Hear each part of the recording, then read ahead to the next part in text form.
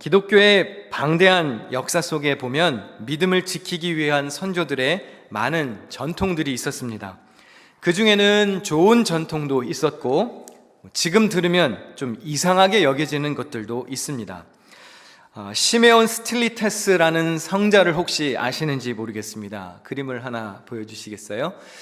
이렇게 높은 기둥 위에서 혼자 수련을 하며 살았다고 해서 기둥 성자, Pillar Saints라고 불리기도 하고요. 초기 기독교 시대의 시리아 성인으로 알려져 있는데 다음 그림을 보시면 조금 더 잘 나와 있는데요. 이 사람은 지름이 한 1m 정도 되고 높이가 한 18m 정도 되는 기둥에서 37년을 살았답니다. 그래서 어릴 때부터 수도원 생활을 한 사람인데 그래서 기둥 성인, Pillar Saints라고 불린대요. 우리 교회 이름이 뉴욕 기둥교회라고 그래서 여러분들이 이렇게 다 기둥 위에 올라가서 수련을 해야 되느냐 그런 것은 아니죠. 일부 극단적인 사람들은 한평생 동굴에 들어가서 살기도 하고 어떤 특정한 장소에서 수많은 시간을 서 있거나 앉아 있기도 합니다. 이것을 영성훈련이라고 여긴 것이죠. 처음에는 좋은 의미에서 시작했던 일들이 후에는 퇴색되어서 조금 이상한 모습으로 비춰지는 경우들이 있습니다. 순수했던 목적은 사라지고 외형적인 틀만 남는 경우들이 많습니다. 한때 불치병을 위해 관심과 모금을 위해서 얼음물을 뒤집어 쓰는 아이스버킷 챌린지가 유행을 한 적이 있습니다. 혹시 기억하시나요? 얼음물 뒤집어 써서 일반인은 물론이고 각계각층 유명 인사들도 다 참여해서 전 세계적으로 화제가 되었었습니다.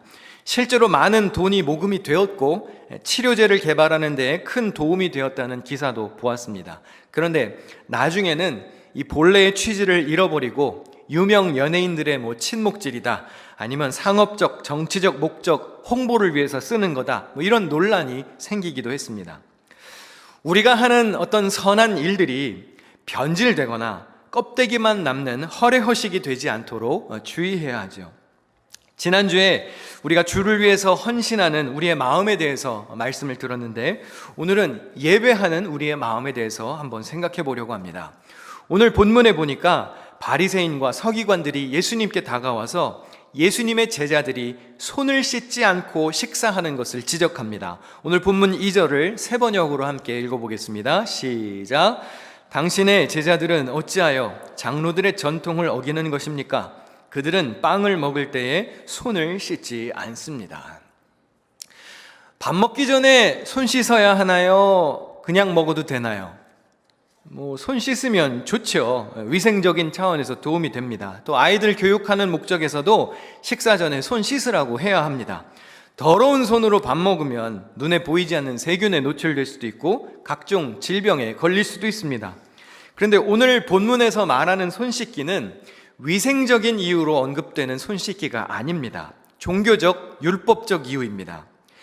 유대인들 대부분은 손을 씻고 밥을 먹습니다. 이것은 그들이 율법적으로 부정하지 않기 위해서입니다. 조금 전에 바리새인과 서기관들이 말했던 전통은 기록된 율법 외에 그 율법을 더 잘 지키기 위해서 선조들로부터 구전으로 내려온 세부 규율들을 가리킵니다. 유대인들은 주로 빵을 먹었기 때문에 어떤 도구 없이 손으로 밥을 먹습니다. 그래서 손을 씻는 것이 관습이었습니다. 그런데 손을 씻는 것이 위생적인 이유뿐만 아니라 나도 모르는 사이에 탔을 수 있는 부정, 이 부정함을 없애기 위해서 종교적인 목적으로 손을 씻었던 겁니다. 손 씻는 것은 좋은 일이지만 문제는 이것을 마치 신앙의 본질로 생각했다는 것이죠. 예수님은 바리새인과 서기관들을 향해서 이렇게 말씀하십니다. 너희는 어찌하여 너희의 전통으로 하나님의 계명을 범하느냐. 종교 지도자들은 지키고 싶은 율법들만 지키면서 자기들이 거룩한 척 위세를 부렸습니다. 그들의 관습을 따르지 않거나 따르지 못하는 자들은 정죄하고 비판했습니다. 정작 자기들도 지키기 어려운 것은 따르지 않고 외면하면서 구미에 맞게 하나님을 자기 마음대로 조정하는 모습을 보고 예수님은 위선자라고 책망하십니다. 그러면서 이사야 선지자의 말씀을 인용하시는데요. 이사야 29장 13절에 있는 말씀, 이 백성이 입으로는 나를 가까이하며 입술로는 나를 공경하나 그들의 마음은 내게서 멀리 떠났다고 말씀하십니다. 경건의 형태는 있을지 몰라도 그들 마음의 진정성은 없다는 지적이셨죠. 마치 사도 바울이 디모데에게 충고하면서 언급했던 타락한 자들의 모습과도 같습니다. 디모데후서 3장 5절을 보니까 경건의 모양은 있으나 경건의 능력은 부인하니 이 같은 자들에게서 네가 돌아서라. 우리가 종교인이 되느냐 아니면 참된 믿음의 사람이 되느냐, 그것의 갈림길은 굉장히 단순합니다. 모양만 갖추었는지 아니면 모양과 함께 마음이 주를 향하고 있는지를 살피면 되는 것이죠. 오늘 본문에 등장하는 종교 지도자들은 나름대로 거룩함을 추구하며 예배를 드렸을 것입니다. 하나님께 영광을 돌린다고 하며 살았겠지요. 그런데 돌아온 것은 예수님의 책망이었습니다. 우리 신앙생활에서 청결함이 사라지는 이유가 무엇인가요? 인간의 생각을 따라서 겉은 아주 그럴듯하게 갖추었지만 정작 그 속에는 하나님의 뜻, 어떤 선하심이 보이지 않을 때 그렇습니다. 오늘 우리는 이렇게 예배하기 위해서 모였습니다. 여러분은 지금 영과 진리로 참된 예배를 드리고 계시나요? 아니면 조금 전 예수님이 지적하신 것처럼 입술로만 하나님을 경외하는 형식을 보이고 계십니까? 진정한 예배, 청결한 예배가 무엇일까요? 이렇게 정해진 날, 정해진 시간에 교회라고 하는 물리적인 장소에 와서 어떤 갖추어진 형식에 따라 이 의식에 참여하면 우리가 청결한 예배를 드렸다고 말할 수 있을까요?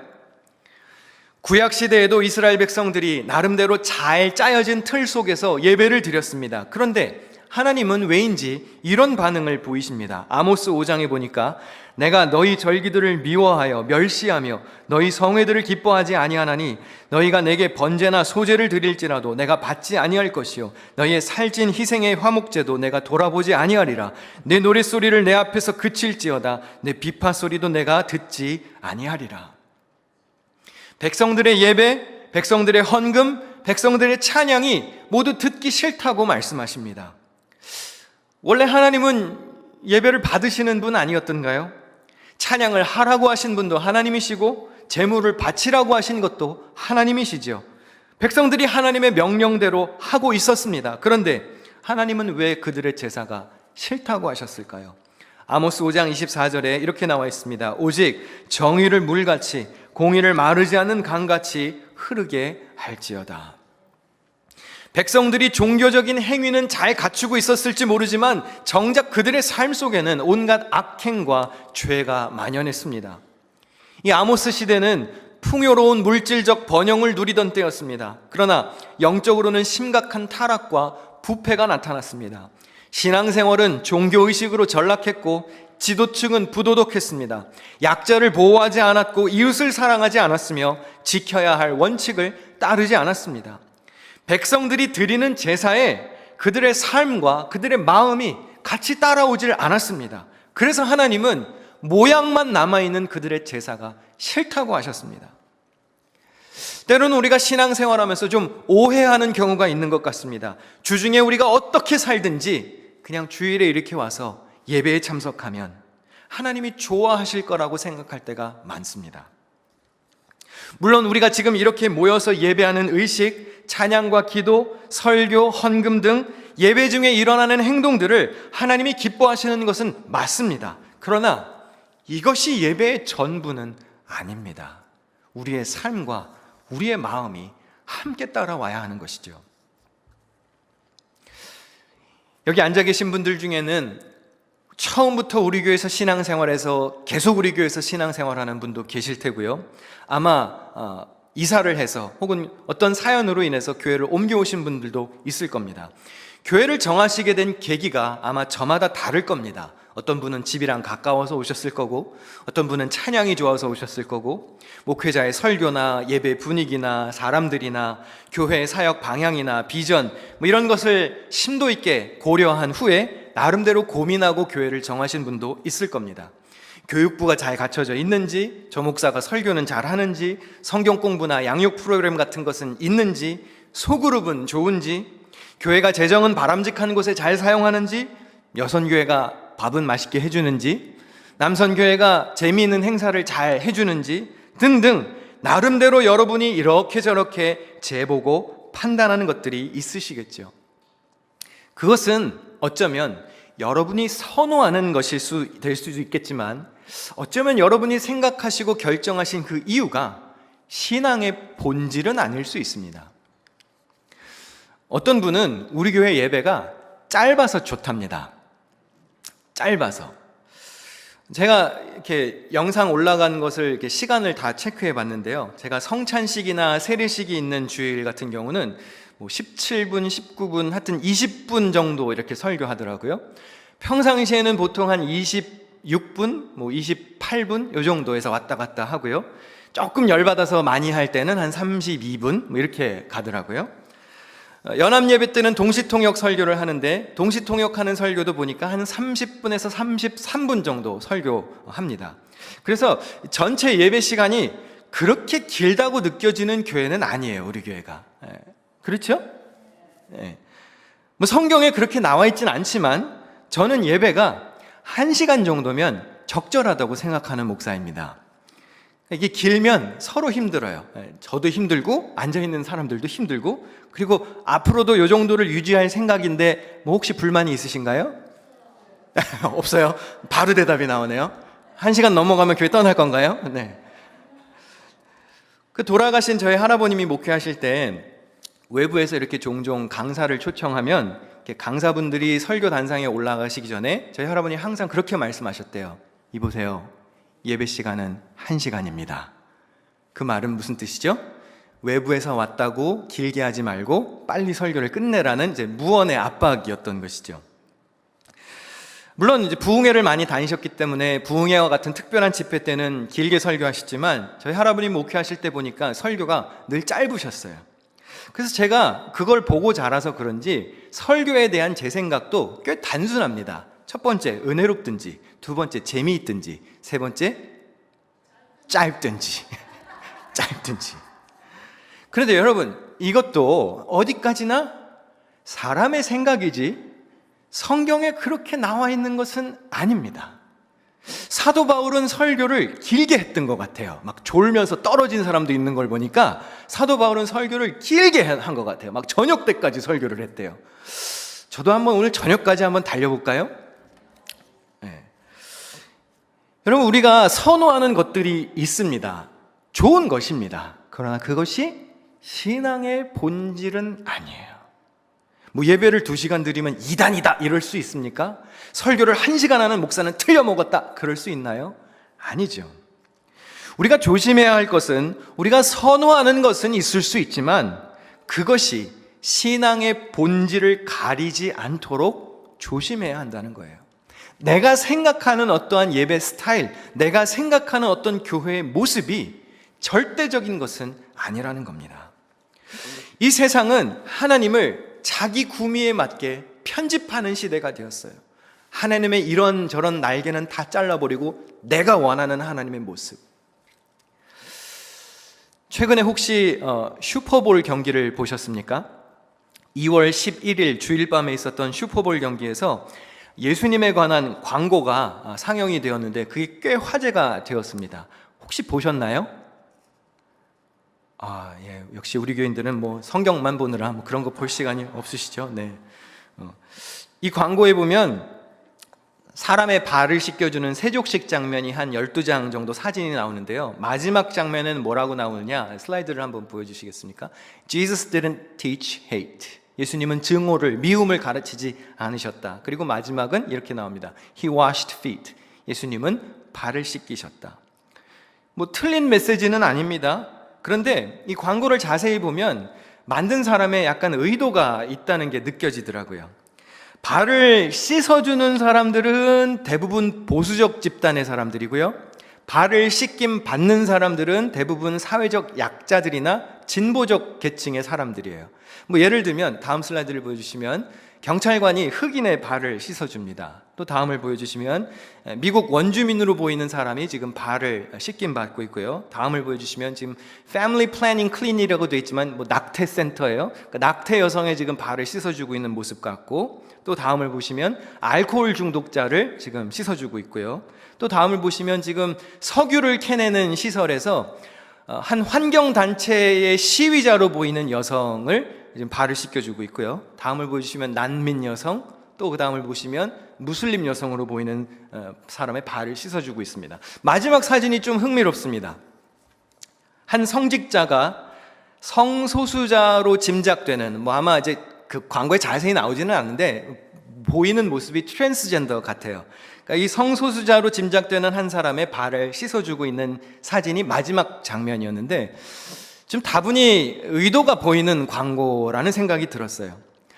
막대한 돈을 들여서 수천만 명의 사람들이 시청하는 슈퍼볼 게임에서 이런 광고를 낸 것을 보고 일부 사람들은 그 좋은 광고다, 예수님 그렇게 누구도 미워하지 않으셨지, 긍정적으로 받아들인 사람들도 있었지만, 일각에서는 너무 특정한 부류의 계층을 감싸고 도는 거 아니냐, 정당화시키고 이거 너무 좌파적 성향의 광고가 아니냐, 그렇게 꼬집는 사람들도 있었습니다. 예수님이 사람의 발을 씻기신 거 맞습니다. 예수님 미움을 가르치신 적 없죠. 그건 누구나 다 아는 사실입니다. 예수님은 사랑을 가르치셨습니다. 평화와 용서와 화해를 보이셨죠. 그런데 예수님은 진리도 가르치셨어요. 예수님은 진리에 어긋나는 것까지도 무분별하게 다 괜찮다고 하시지 않았습니다. 예수님은 사랑도 가르치셨지만 회개와 구원에 이르는 길도 가르치셨습니다. 우리가 하나님을 믿고 성경 말씀을 진리로 받아들인 성도라면 하나님의 뜻에 어긋나는 것은 무엇인지, 우리가 거룩한 하나님의 백성으로서 버려야 할 것은 무엇인지 헤아릴 줄 아는 지혜가 필요합니다. 예배의 대상이 되시는 우리 하나님은 아무거나 다 괜찮다라고 말씀하시는 분이 아니세요. 요한복음 8장에 보면 한 여인이 간음 현장에서 붙들려 예수님께 끌려옵니다. 모세의 율법에 의하면 그 여인은 돌로 처형해야 합니다. 그러나 예수님은 여인을 정죄하지 않으셨습니다. 우리는 정죄하지 않는 예수님의 사랑을 본받아야 합니다. 다른 사람들을 미워하지 말아야 합니다. 품어 주어야 합니다.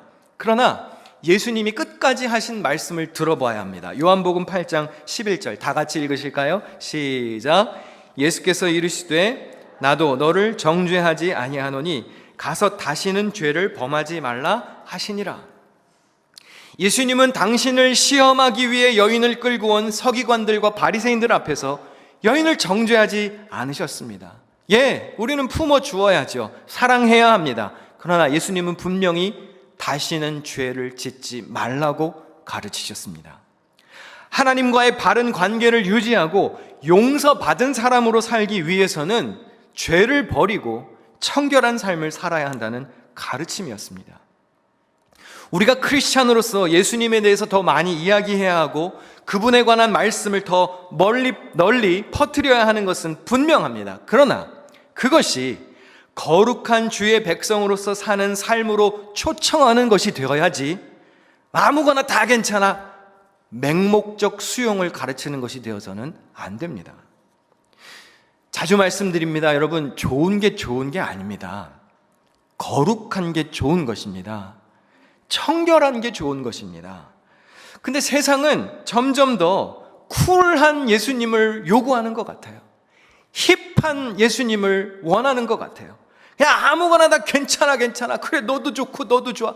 그런 예수님을 원하는 것 같아요. 죄인을 위해서 십자가 위에 죽음을 겪으시고 우리에게 부활과 영생의 소망을 주셨고 하나님의 백성답게 청결한 삶으로 거룩하게 우리를 부르신 주님의 초청을 우리가 외면할 수는 없는 겁니다. 때로는 우리의 거룩함 때문에 세상이 불편해할 수도 있습니다. 예수님이 바리새인과 서기관들을 향해서 그렇게 말씀을 하시고 났더니 제자들이 이런 반응을 보입니다. 마태복음 15장 12절 다 같이 읽으실까요? 시작. 그때에 제자들이 다가와서 예수께 말하였다. 바리새파 사람들이 이 말씀을 듣고 분개하고 있다는 것을 아십니까? 너희들의 전통으로 하나님의 계명을 가리는구나. 너희들은 입술로만 하나님을 공경하는구나. 마음이 떠났구나. 그렇게 지적하신 것을 듣고 바리새인들이 화가 났어요. 제자들이 겁을 먹었나 봐요. 예수님, 아까 그렇게 말씀하셔서 저 사람들 화났잖아요, 지금. 우리가 때로는 믿고 따르는 진리 때문에, 우리의 신앙 때문에 모든 사람을 다 만족시킬 수는 없는 겁니다. 사람들의 시선이 무섭다고 그래서 사람들의 눈치를 보며 우리가 하나님을 섬긴다면 우리는 도리어 하나님을 화나게 할 수도 있어요. 아모스 시대에 하나님이 너희들의 제사를 받지 않겠다라고 질책하신 것처럼 사람 눈치 보다가 하나님을 화나게 만들 수도 있습니다. 저는 좀 걱정되는 것이 하나가 있습니다. 요즘에 돌아가는 세상을 보면서 세상 사람들도 그렇고 크리스찬들도 그렇고 모두 예수님의 사랑을 다 좋게 생각합니다. 그런데 그 사랑이라는 명목으로 기독교인들이 세상의 모든 것을 다 수용해야 한다는 분위기가 되어가는 것 같아요. 아, 너희들 기독교인들 아니야? 예수님이 다 우리를 수용하고 사랑하지 않았어? 그러니까 무지개도 좀 인정해주고 마약도 좀 수용해주고 생명을 가볍게 여기는 마음이나 간음이나 온갖 세상의 이상한 행태와 흐름 등을 다 괜찮다고 해주기를 마치 지금 협박당하고 있다는 느낌이 들어요. 그렇지 않으면 기독교는 이기적이고 배타적이고 배려심이 없는 종교 집단이라고 세상은 낙인 찍을 준비가 되어 있는 것처럼 보입니다. 근데 여러분, 예수님이 인기몰이를 하시려고 사람을 사랑하셨습니까? 그렇지 않죠. 예수님이 왜 죄인을 용납하셨나요? 왜 세리와 창녀들과 어울리셨습니까?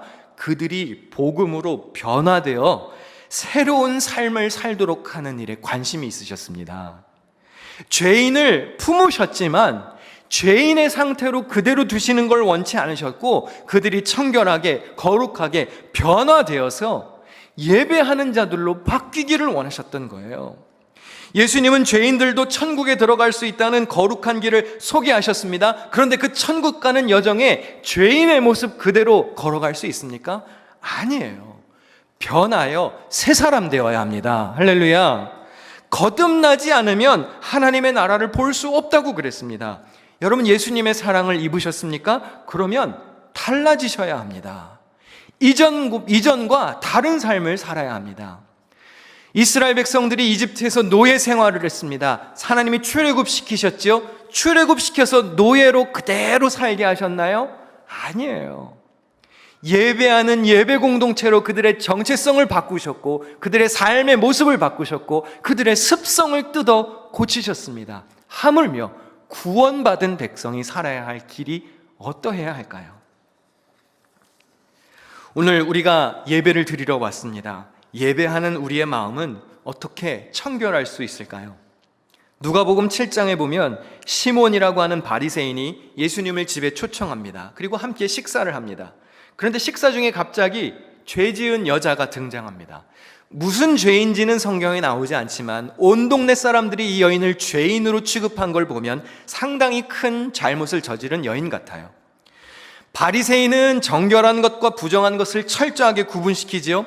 바리새인의 집에 죄인이 들어왔다는 것은 불청객입니다. 이것은 있을 수 없는 일입니다. 그 자체로도 이미 논란입니다.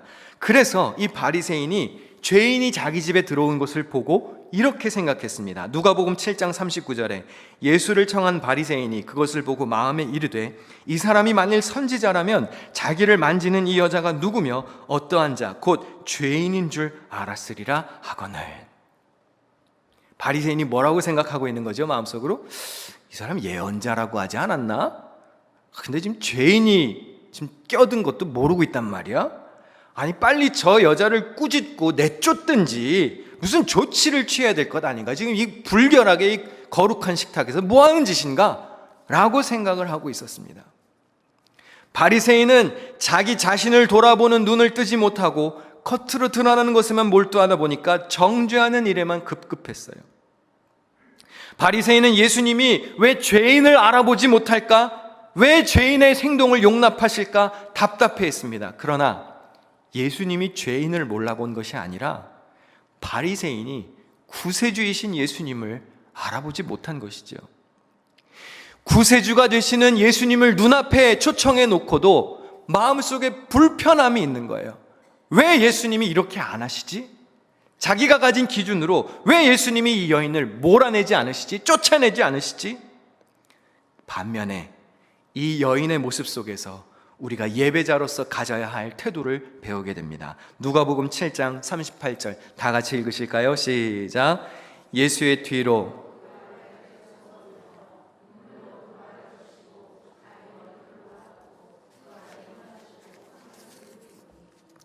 여인은 눈물을 흘리면서 옥합에 담긴 향유를 예수님께 붓고 예수님의 발에 입을 맞추고 자신의 머리카락으로 예수님의 발을 닦습니다.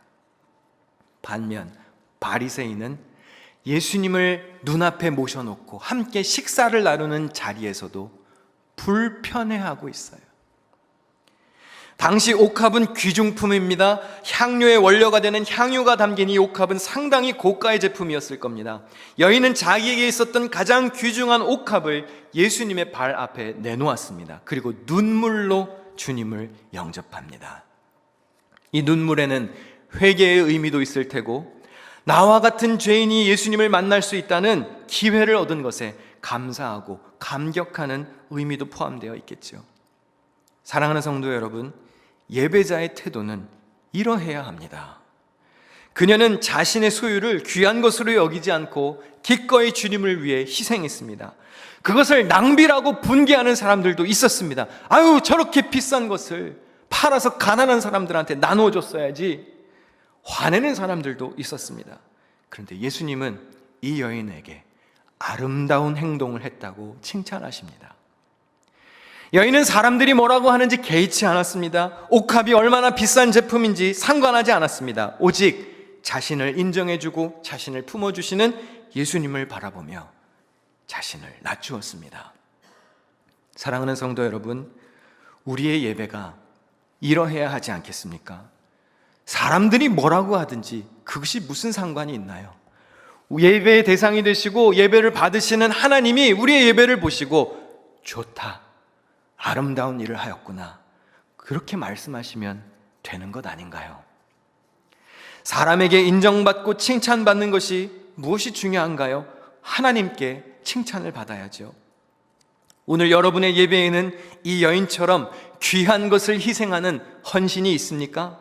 직접 마주하기도 어려워서 예수님의 발 뒤에서 두렵고 떨리는 마음으로, 경외하는 마음으로 나아오신 그 마음이 여러분에게 있습니까? 진정으로 잘못을 뉘우치며 나 같은 죄인도 이렇게 예배를 드릴 수 있다니, 나 같은 죄인도 하늘나라의 백성으로 받아주셨다니 라고 하는 감격에 찬 눈물, 그런 성령의 감동이 여러분에게 있으시냐는 말입니다. 오늘 우리의 예배는 과연 누구를 위한 예배입니까? 여러분은 이 시간 진정한 예배의 대상이 되시는 오직 한 분, 우리 하나님을 향해 여러분의 마음을 높이고 계십니까? 청결한 예배, 하나님께서 기뻐 받으시는 예배자가 되시기를 주님의 이름으로 부탁드립니다.